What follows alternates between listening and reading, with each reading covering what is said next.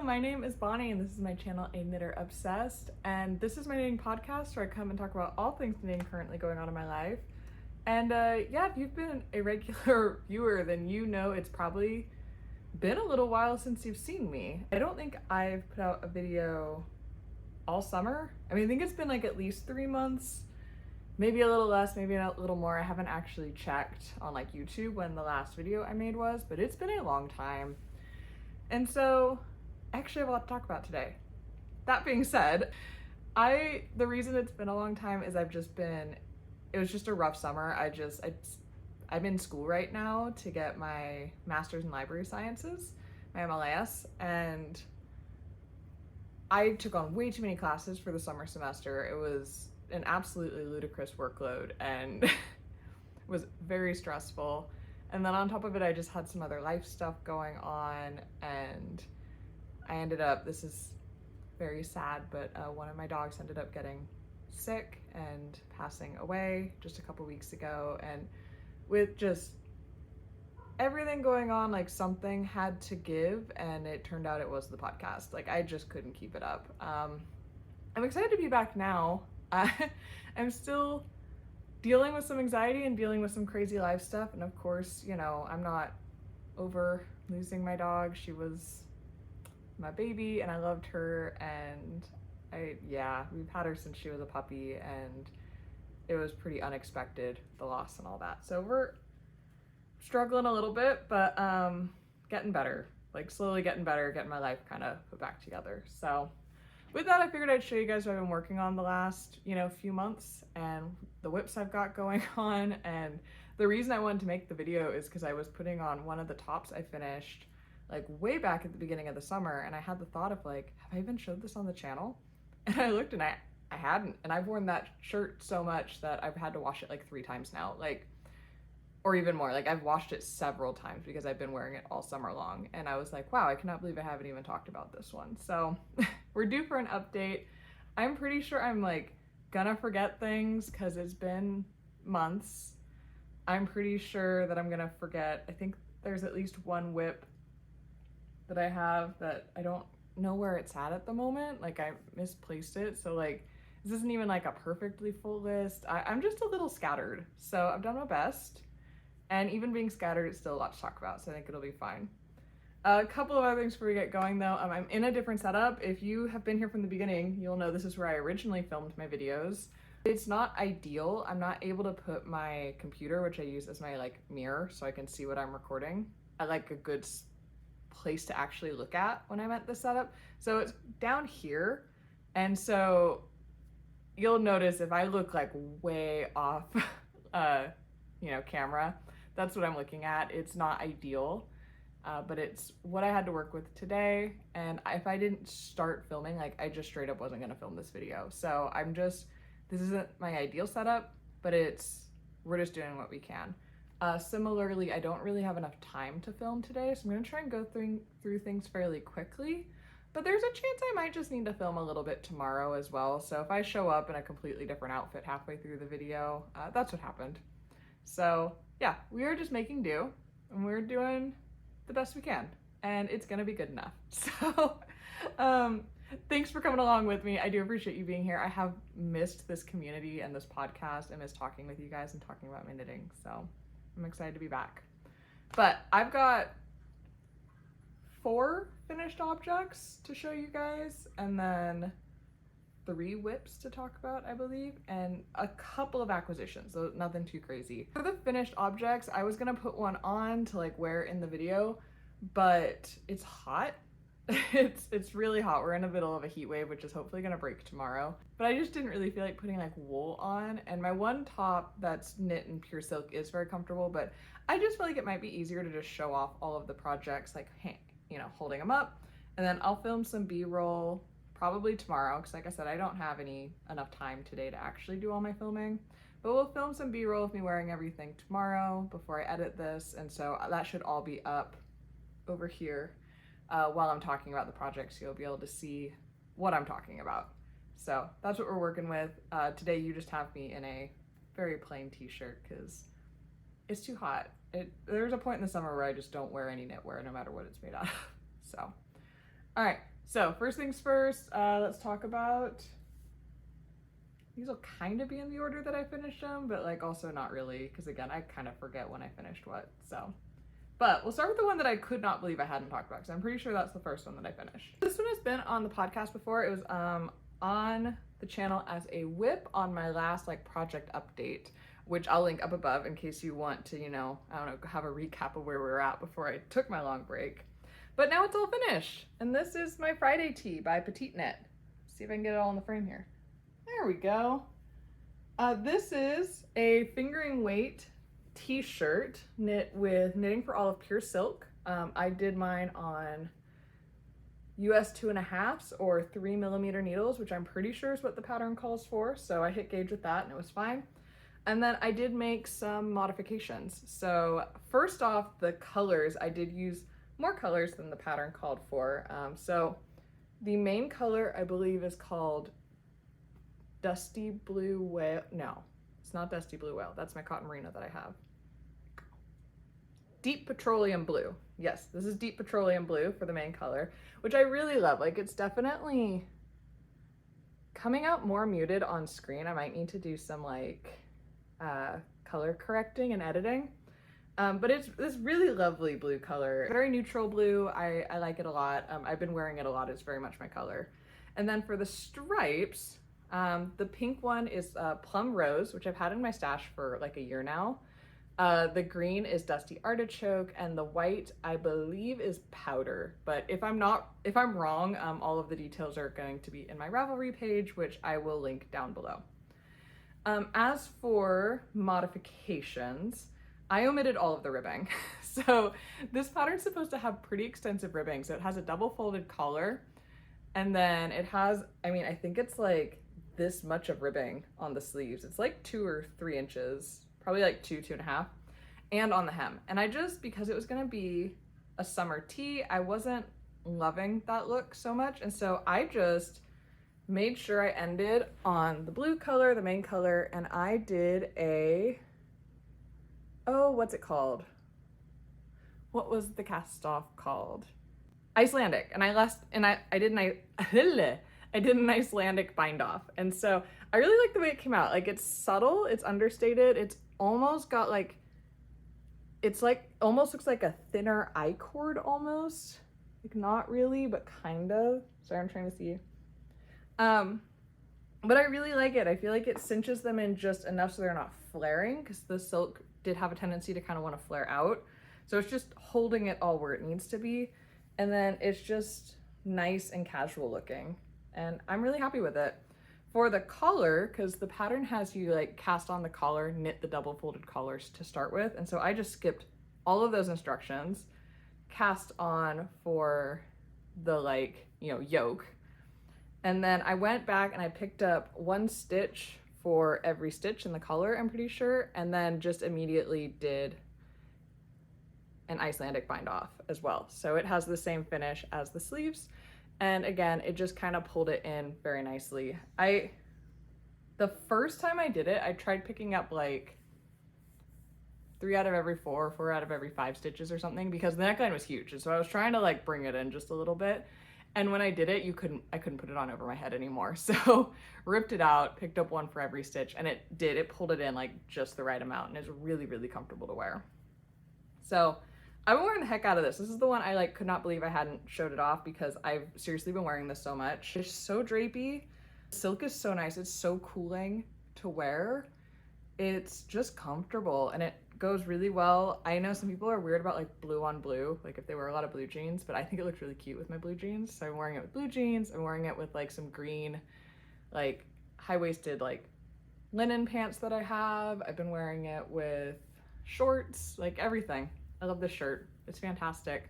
I did wear it. It's, for the most part, I'm able to wear it in like most weather. Like the heat hasn't bothered me too much with this one until it hits about 100. And then it starts to just feel very like, it's just too much. It's a little too heavy of a top at 100 degrees, which, you know, fair. Most tops are too heavy at 100 degrees, so I'm not holding that against this. But yeah, I have plans. I want to work with pure silk more. I'd like to own more silk tops for this reason, for like how wearable it is.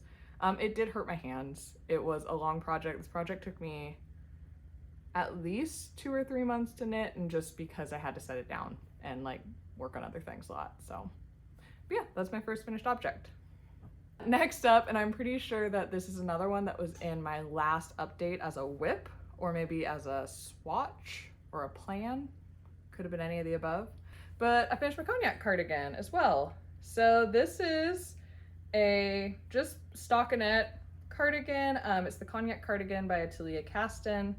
I'm trying to show off the buttons a little bit, but you'll probably see them better in the beef roll anyways. This is knit with Treehouse Knits yarn. So it's her spruce sock base and the truffle cashmere, both in the colorway There's a Little Witch in All of Us, I believe is the name of the colorway. And it's this, I mean, unbelievably stunning, like teal green color. I love this color. It's so just like fun and like a pop of color, but not in like a neon-y way. I don't know, it's perfect. And this is another one I've worn quite a bit. So we took a little trip up into the mountains, up into Tahoe area. And it's not that it's chilly up there, like it still gets warm in there in the summer, but in the evenings it cools off and they have like, you know, cooler weather than we have. And this was the only layer I took there and it was perfect. And it's like just enough to kind of feel bundled up against like the evening coolness. And yeah, I feel the same way about my, I've made the Cognac Sweater before, and I feel the same way about it, where it's like, it's quite warm, but because it's such an airy gauge, because this is a fingering and a lace weight knit on a 6mm needle, so it's US 10, so it's very loose, open gauge, but the fluff keeps it from being see-through. And it's this beautiful like contiguous set in sleeve construction, so it fits nicely on your shoulders and just fits beautifully. This one, the cardigan, the cardigan version then is finished with a double knitted button band. And then I chose to do the I-cord finishings on this one. Just, I thought it looked really neat on the cardigan. So those are all the specs for it. But yeah, it's just with the loose open gauge, it's warm because you have the fluff and the wool and it's like a cozy cardigan. But because of the loose and airiness of it, it's like adaptable for a really wide range of temperatures and it's just really comfortable to wear. So I'm really happy with this. I see this being a staple in my wardrobe. It is pilly, which is the same thing that I experienced with my Cognac Cardigan, which was knit on very similar yarn. I used a different sock base, but I also used the truffle cashmere. But it's like, I don't know, I think it's kind of the charm of the truffle. Like, it's not that it's pilly, if that makes sense. Like, it doesn't look like ratty. It's just like floofy. Like, it doesn't look like mohair or suri. Like, it looks more like a poof. And the poof has like an initial shed, which does have, you know, it does need to be shaved a few times, but then if it's anything like my Cognac Sweater, then once I shave it once or twice, it'll just keep that kind of poof look and it won't be as pilly necessarily. But even if it is a little pilly, they're comfortable and soft enough and cute enough that like, it's fine. Like, knits pill, it's fine. I understand. Like, I'm not upset about it. So, but yeah. And then for this one, I used buttons that I picked up at a Lambtown Festival in Dixon last year. And so these were from, I think it was the Tin Thimble is the name of the store that had all the antique buttons. And I picked these up kind of on a whim. And so I have just like a coffee mug full of buttons in my little craft area. And I was picturing this as sort of like a pearly type of button. And then I saw these and I was like, ah, no, those are perfect. Those are the buttons. Oh, and then for the buttonholes. So I followed the instructions for the buttonholes and she has a whole spreadsheet that comes with the cardigan where you put in like what size buttons you're using, how many, all of that. I don't know what else there were. I feel like there's another spec, but I'm forgetting what it is. And it calculates how big the buttonholes need to be, where you need to place them, all of that. And so I followed the instructions for that and I found that the buttonholes probably should have been 1 stitch shorter. They just were a little loose and they're wanting to fall off. And so after I was done with everything, I did go back in with some of the sock yarn and just tighten up the tops of the buttonholes a little bit, and now they work great. So it just took a little bit of like cinching them in so they would snug onto the buttons a little better. But yeah, that's my Cognac cardigan. Super duper happy with this. It took me a little longer to knit than I thought it would, but it was only because I didn't want to pick up stitches. And so once I got to the button band section, it kind of lingered for a little while. So, which, speaking on that theme, my next finished object suffered kind of the same fate. So this one, if you look at my Ravelry page, it looks like it took me, I mean, it did take me, I think almost exactly 2 months, but I did almost all of the knitting very quickly, and then I just had to do the finishings for like 2 months, and I didn't want to do them, and so I didn't. And yeah, I just finished this like 2 days ago, finally. I just like made myself do it. But this is my basic Boatneck tank. It's a pattern by Maddie of True Summer Knits. She also has a YouTube channel here. I did make one modification, which is that I just put in some hip shaping. So this pattern is a negative ease, like stockinette stitch basic Boatneck tank. Like there's nothing too insane about it. I've knit it before. I test knit it when she came out with the pattern, and so there's a green one on my page if you want to, like, on my Ravelry page if you want to go check that out. And so I basically just copied that. I did almost the exact same thing. This is a knitting for olive merino in the color, their black color. I think it's called licorice, but if it's not, they only have one black. And it's knit on a US 2.5, so another 3mm needle project. But this is such a fast one. I think just because it's like the merino is really nice to knit with, and there's negative ease in this garment, and it's fairly cropped. Like the green one also knit up very fast. Like it sounds like it's gonna be a lot of knitting, and it's not. Like it flies. It's all finished with I-cord finishings. That's what took me so long. And then the pattern does specify the waist shaping, so the coming in part. And so on my green one, I followed that exactly, stopped the waist shaping. I think I did a little extra and then stopped it, knit straight, and then did the folded hem. And I found that on my green one, it tends to want to kind of ride up just a little bit. Like it's not a big deal. I wear it all the time. I absolutely love that top, but it does just not want to sit quite where it's supposed to. And I have quite a big difference between my like waist and my hip measurement. So it makes sense. It's trying to stretch over, you know, more of me. So this time I added in, I just reversed the waist decreases and did quite a few hip decreases, and then stopped, knit a few flat, and then did the folded hem. So yeah, it makes kind of a funky shape when you're just holding it up. Like it looks a little goofy, but it looks really cute on, which I'm hoping you'll see in the B-roll. The only thing that I foresee being a problem is my folded hem is like, I maybe should have gone down a needle size for it. It kind of wants to flare just a little bit. And I could go back and redo it, but I think what I'm gonna do, just because I think it'll actually just work better, is thread some elastic just along the bottom here. So it just has a little extra like not like tight, you know, but just a little bit of extra tension pulling it in. And I think that'll give it some longevity and keep it from stretching out in general. And I think it'll just work really well. Like a lot of the flaring got fixed in blocking anyways. And yeah, I just think the elastic will do the trick. And I could reknit it, but I don't know. I don't really want to.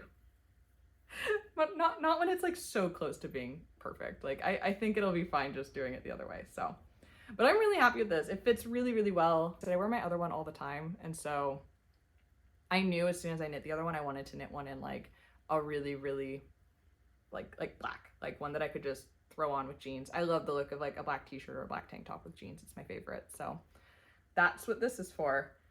That being said, as much as I like knitting for olive merino and can wear it in quite warm weather, 100 degrees isn't it? So this is going to be more of like a fall, early summer, spring type of top. And I knit that knowing that. So the next couple months is probably not really going on my body.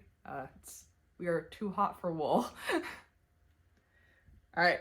I'm flying through these like I said I would. So I have one more finished object. This one was an absolute surprise. I never mentioned it on the podcast. It wasn't a plan. I've had the yarn for a while, but when my dog got sick and everything was going on, I just really wanted to knit something that like I've knit before, that I enjoyed knitting, that I didn't have to think about. Like I wanted something to help manage my like anxiety and my grief. And that's what this project is. And so this project, I knit in 10 days, first of all. Like, it probably wasn't good. It was causing me some hand pain by the end, but I just like, I don't know, I was really channeling a lot of emotions into this project, but I also absolutely love it. Like, it came out beautifully. I am in love with this, but this is the Favorite Flannel by Alicia Plummer. And I am in love with this. So this is knit in, oh my goodness, what's it called?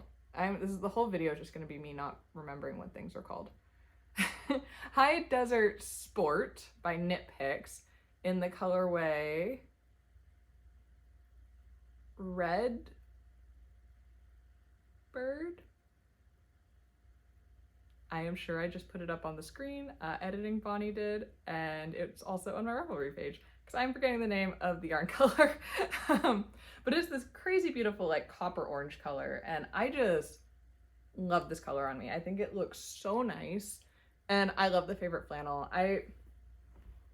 Way at the beginning of my channel, I made a different Favorite Flannel, and so this is my like I think second ever sweater. And this one I knit with Gotland yarn that I found on Etsy from, I think it was Hilltop Fiber Farm. If they have yarn, you should get it because it's beautiful. But the Gotland yarn, if you've ever worked with it, has a bit of a halo. It's got a little bit of like a toothy feel. And I love it, but it does sort of overshadow the flannel texture just a teensy bit. And it's also just like the teensiest bit prickly, which is fine most of the time, but like there are just days when, you know, like prickle isn't gonna work for you, and so then the sweater doesn't get used on those days. And if like my original had 3/4 length sleeves, the Scotland was very thick and thin, and so I did full twisted rib on everything just because otherwise the yarn flared out like crazy. Like it had a few things where it was just me really working with the yarn. But so I used a lot of what I knew to knit this one. So this is a pattern for a DK weight gauge, and this is sport weight yarn. But my Gotland yarn had been like crazy thick and thin, so there were parts of the Gotland that were probably down to like light fingering, and the pattern seemed to work for it. So I figured I'd have no problem with the sport weight. So I knit a huge swatch for this because I didn't trust the recommended needle size, especially because I was working with the sport weight yarn. And so I think the pattern calls for US 7s or 4.5 millimeters. And I was like, it's probably gonna be a 6. So I knit half the swatch for the US 6 and then half of the US 7, and the US 7 just looked better. So I actually used the recommended needle size, even though it was thinner yarn. And then the gauge came out 1 stitch off. So it was 1 stitch tighter than the pattern called for, which is exactly the same gauge that I knit my Gotland one in.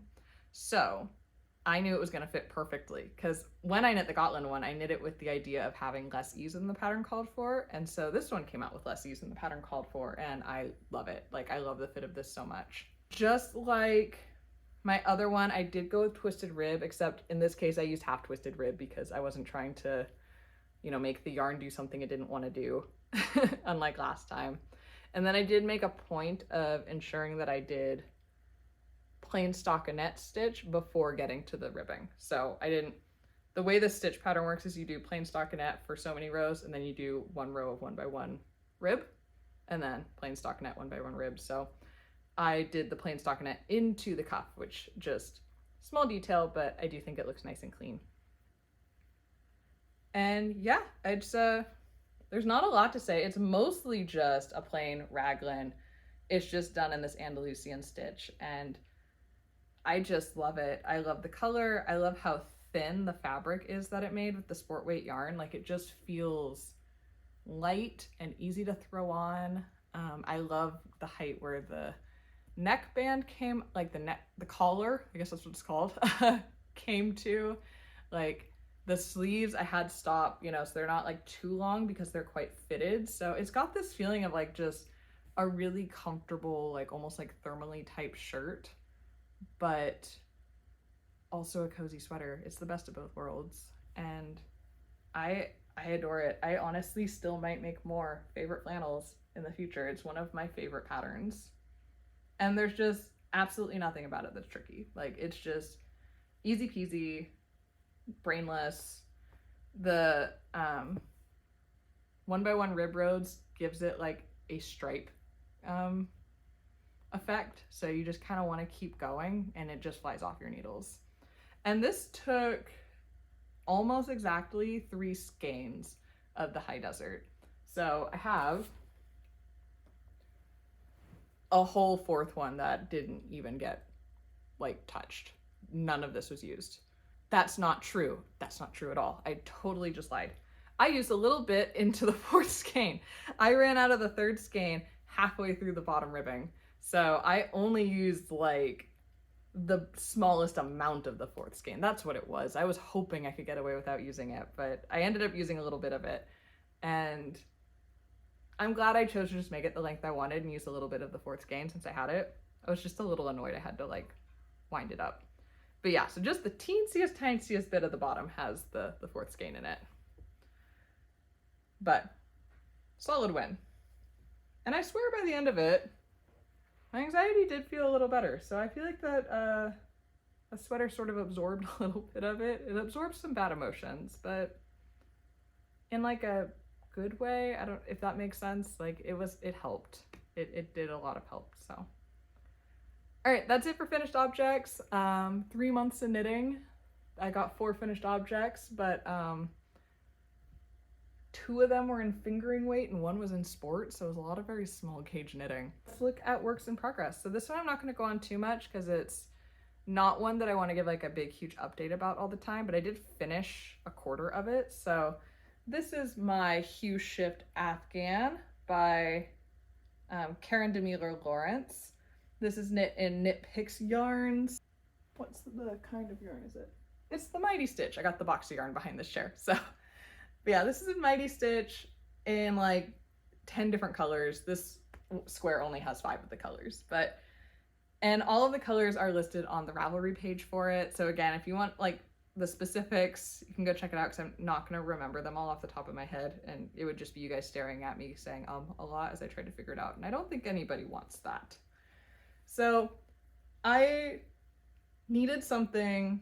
This is before I picked up the favorite flannel, but I was same thing. I was just wanting something kind of brainless and like easy dopamine hits, and finishing off these mitered squares gives me just that. So this was a lot of fun. It was very needed.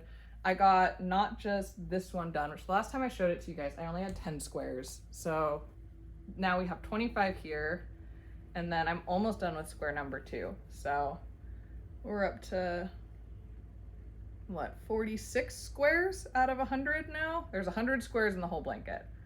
So slowly getting there. And then at this point when I got here, I just kind of petered out, needed a little bit of a break, and I'm not trying to force myself to really knit anything right now. I'm just sort of like following my brain where it wants to go. So this is when I transitioned into the sweaters. But yeah, I'm happy with it. I'm happy to make some progress. This is for one of my nieces for Christmas, and so I still have a very long time to be able to work on this, but I also like probably should keep working on it so that I'm not stressed around Christmas time. But I really like this pattern. It's also my second time making it. So I'm gonna do a tally at the end of this episode as to how many of these projects are remakes, because it's actually kind of comical now that I'm saying it all out loud. But yeah, I don't have a ton to say on it. I just wanted to show you guys that it is being worked on and there is progress being made, and that it is becoming like a rainbow ball of joy. Also, the one big change that I made from my first one to this one was switching out the red color that came with the original kit for this hot pink color, just because I thought it suited the niece this is for a little better, and I love it. I think the hot pink is a lot of fun, and I think it goes very well with the rainbow look. So very excited. It's been a lot of fun watching that work up. I will say, so my plan is, because the order that the pattern says to knit them in is you do like the warm tone square first, then you do the mixed square, then you do the cool tone square, and then you do the second mixed square. And the second mixed square is all the same squares as the first one. You just knit them in a different order. It has to do with like how they all meet in the center. And last time I found, because half the fun of the project is like seeing the color combinations happen. And so when you do the first mixed square, you get to see all those color combinations, and then you do the second, you do the cool one, and you see all those color combinations, and then you get to the like second mixed square, and it's the last one you're doing, but it's all color combinations you've already seen before, and it's like, at least for me, it was like a little disappointing. And so what I want to do is I'm gonna do the second square you know, the first mixed square, and then I'm gonna do the second mixed square, and then I'm gonna come up and do the cool tone one. So that way I can end on something that feels new and exciting for my brain. So I started this earlier this week after I finished the favorite flannel, but I am working on a bibliophile. So this is also a pattern by Alicia Plummer. This, again, I've made the bibliophile before. So my third sweater ever, you remember the favorite flannel was my second sweater. My third was the Bibliophile 2 by Alicia Plummer. Sorry, I'm not used to which way to move things for this camera. And I knit my first bibliophile, it's the Bibliophile 2, which is for DK weight, and I knit it using Harrisville Designs Nightshades in the colorway Fever Dream. And I really like this yarn, and I really like this sweater. I wear this all the time. It's incredibly hard wearing. It's got like a rustic woolly feel, and I like to wear it while like camping and hiking, and I just use it as a sweatshirt. Like, it's fantastic. And same thing, this is just like the most basic raglan, but it's not like a very oversized sweater. It's fairly close fitting. It's great. I love it. But I wanted one that was a little bit maybe like softer and drapier and a little bit more of like a lighter layer that I could throw on. And so I got the pattern for the Bibliophile 1, which is knit for fingering weight. And part of my thought process there, because I'm pretty sure I could have just regraded Bibliophile 2 to be fingering weight, but I thought it would be interesting to get the two patterns and like make both sweaters and compare the fits and like kind of use that to inform like teaching myself how to grade things like really effectively. That was my idea. And also then fast forward, because I bought the pattern a long time ago, fast forward to now when I'm wanting really, really brainless knits, not wanting to think, it fits the bill. Like, I don't have to think about this. It's nice. So this is the Bibliophile 1, the original Bibliophile, and I am knitting this in Sea Change Fibers Fjord Tweed Fingering Base, which is 89% Merino Rambouillet. I don't know if it's like a blend or if like the sheep is a Merino Rambouillet sheep. It's hard to tell from the label. And then 11% of like the Tweedy bits. And I love this. This is in the color of Verdant, and it's so pretty. Like, even the skeins, like you can see the like tonality in there, and then but it like doesn't come off stripy. Like, it just comes off with this like beautiful depth of color, and I am in love with the way this is working out. And then I'm not sure if it's gonna show up, but like this hasn't been blocked, and the tension this yarn gives, like, it's so even. Like, I'm not taking credit for that because I have decent tension, but like this is the yarn. The yarn is just looking like it's all just laying perfectly in line and being super happy. So it's amazing. This one did take a little bit of math to figure out, just because the recommended needle size was US 6 or 4mm needle, and I was way off gauge, so I went down to US 4, which I think is a 3.5mm needle, and I got the row gauge bang on, or the stitch gauge bang on that, but the row gauge was like wildly off. Like, I think it's supposed to be 28 rows per 4 inches, and I was at like 38 rows per 4 inches, so it was way tighter. And this isn't an oversized sweater, so it's already quite tight in the armpits. Like, not tight, but like it's not big, so there's not a lot of extra wiggle room in the yoke depth. And so I knew I wanted to put in some more rows so that it wouldn't, you know, like get stuck. So partway through the raglan, I started putting in an extra knit row in between increases just to stretch it out a little further. And then the armholes are also quite tight. I know that on my other bibliophile as well, but I wanted this sweater just to be a little bit more relaxed. So once I finished with all of the increases, I knew I still needed like 8 to 10 more rows, honestly. And so what I did was I increased just for the arms and then knit 2 plain, increased just for the arms, knit 2 plain. At that point I tried it on and it seemed like it was gonna work, and so I split for the sleeves then. And I've tried it on. I like the way this is fitting me. I think it's gonna work out great. I'm excited to see it with like sleeves and a collar so I can really get a feel of how everything's laying. And I am, assuming I have enough yarn, planning to do the turtleneck collar that she shows on the project patterns, or the the project pictures, the pattern pictures. There we go. There's too many P's. I couldn't like. But she has, it's a turtleneck, but it's half fisherman's rib on the turtleneck, and I think it looks really nice and really cute. And I just think with how like light and just lovely this is gonna be, like having just like a long sleeve cozy but like fairly light layer for like fall and early winter. And it's California, we don't get that cold. I'll wear this all winter. It feels perfect. So yeah, this one is gonna be a labor of love because it is a fingering weight full-size sweater, and so it is just a lot of stitches and it is just going to take some time, but I like that right now. Like I kind of need things that just kind of little mindless, little rhythmic. Just stockinette forever is honestly going to work for me. I'm thinking I might put in a little teensy bit of waist shaping, not to like make it form-fitting, but just to kind of aid it in following my body a little bit. So that's my plan with that. I'm excited for it. Okay, continuing rapid fire, because I actually need to leave like now, but I think I can get this finished if I just, oh my gosh, there's a whole nother whip. Okay, we're gonna do the whip. Acquisitions are going to be, you're gonna see a different Bonnie doing them. That's just how it's gonna be. All right, other whip. I talked about this in my plans video, and for once I have something living in a project bag, but that's because there's so much yarn attached to it, because this is a scrap project. Oh my gosh. I've just made a massive mess. I have made mistakes. All right, so this is the, oh my goodness, I haven't pulled this out of the bag in a while. This is the very beginnings of my traveler shawl. There we go. All right, so this is a traveler shawl by Andrea Mowry. I'm liking this process. I've made a lot of mistakes in it already. So like, I think my edges might be a little tight. It's fine. But this I'm knitting up with yarn I got in Japan. This is Global by Ski Yarn. It's a wool and acrylic blend. The label's in Japanese, so I do not remember what the breakdown is. It's in this really beautiful, like muted, but kind of color shifty, Barber Poli, blue, gray, burgundy-ish kind of thing. And I am striping it with just all of my fluff scraps.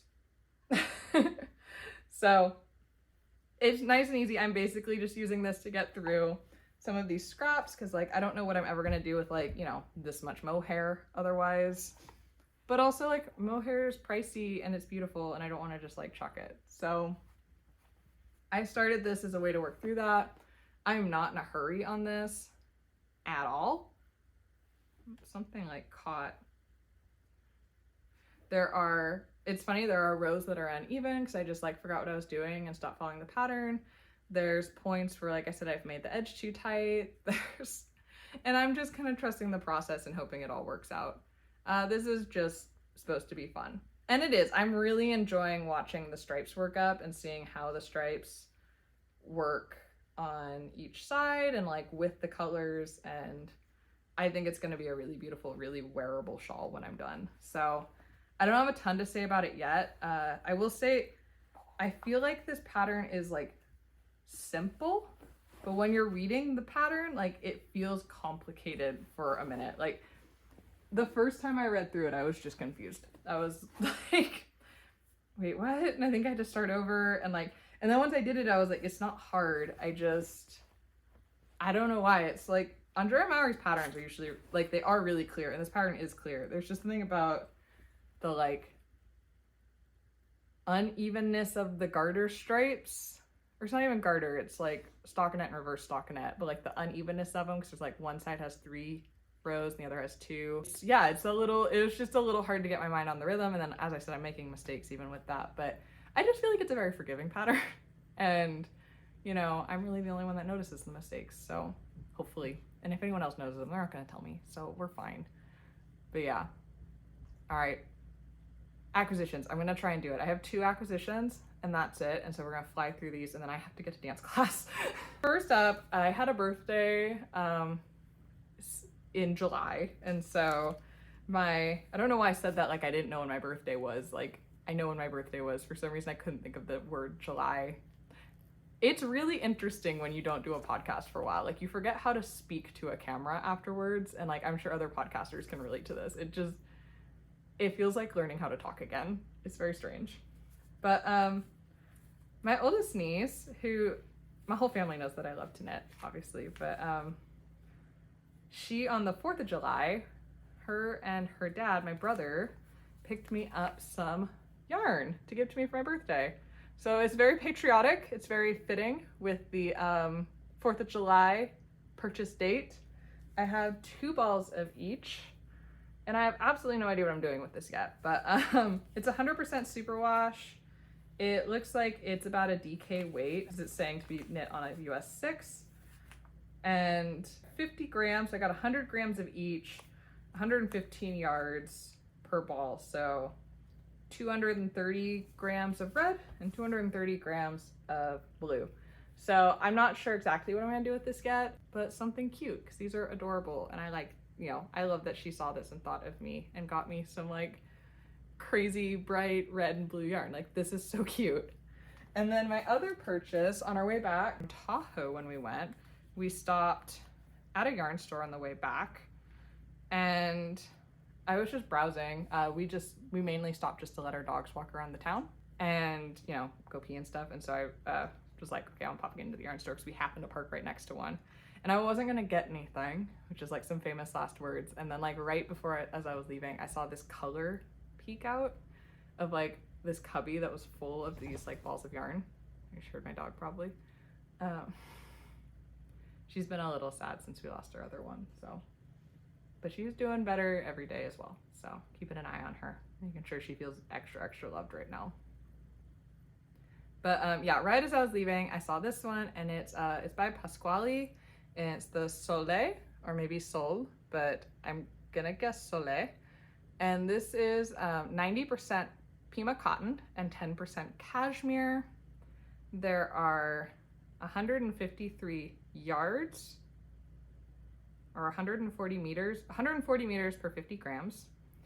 And yeah, I bought, I think 3 of these. And the reason I bought 3 of these, maybe 4, whatever it is, I wish I had 1 more. And it's because at the yarn store, it was listed like on like a handwritten sign that said that these were 200 yards. And I was like, however many I bought, that would be really perfect for a like summer tank top.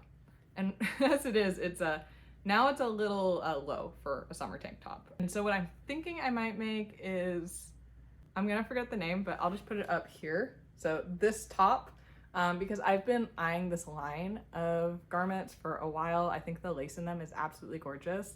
And this particular version of it, the tank top version, uses very little yarn, and it can be cropped however, you know, like length it needs to be. So I figure I'll make it a little bit more cropped than I'm usually comfortable wearing, but that'll work really cute with like over dresses or skirts or something like that. Mostly, I just really liked this color. I thought it was very, very pretty, like kind of grapefruity, orangey, pink color. And I'm not a pink person, but I do kind of like when you have like the orangey kind of corally looking colors. That's my jam. So that's my other acquisition. I'm trying not to buy yarn right now, so that was a little bit of a fail on my part, but it was so pretty. And then I've done good with everything else I've been going through. I have actually been saying no to yarn, so I'm giving myself some props for all the yarn I've said no to, even if I do occasionally say yes, because, you know, buying yarn is half the hobby. It's so much fun, so I'm not gonna like beat myself up about it. But yeah, anyway, sorry for like the rapid fire crazy pace of this.